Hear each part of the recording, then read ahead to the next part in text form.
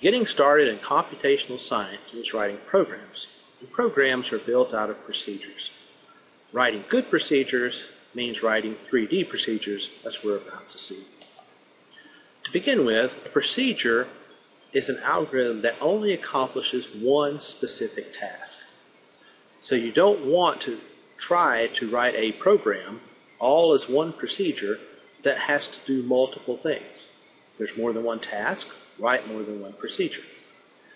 Now, that means that when you first get started, you need to determine what the individual procedures are, and most important, each procedure needs to accomplish one thing and one thing only. Otherwise, procedures should be 3D. They should be defined. That means you actually define what single task the procedure is going to accomplish. They should also have meaningful names, names that tell you what the procedure is doing just by the nature of the name itself. Procedures should be designed.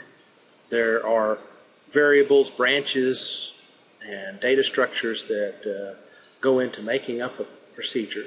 Those need to be intentionally placed in there. You need to document and test.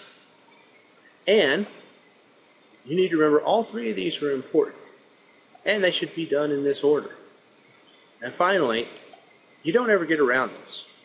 So eventually, you'll have to have a design, whether you started out with one or not.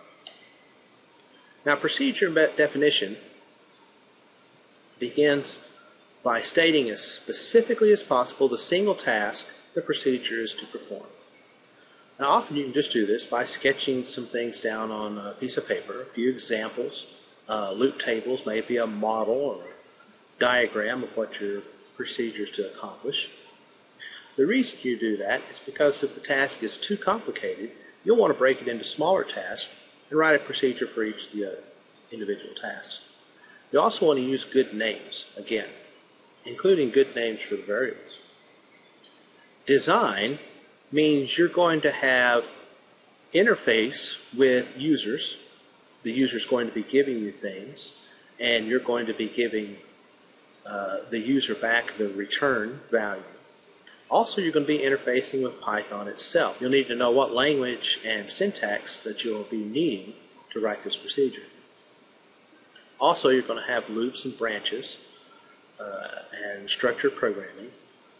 And ultimately, what you'd like is for each variable to have a name that indicates its role, and then the role that the variable plays in the procedure defines a flow. The flow is from the input arguments to the return value, and ultimately you'll view each procedure as a flow from the inputs to the outputs. Documentation is mostly in the document string. When you write a Python procedure, you are defining a function, and it'll have an argument, in this case x, and it will return some structure. And then the line right under that is the document string that tells the user what this function actually does.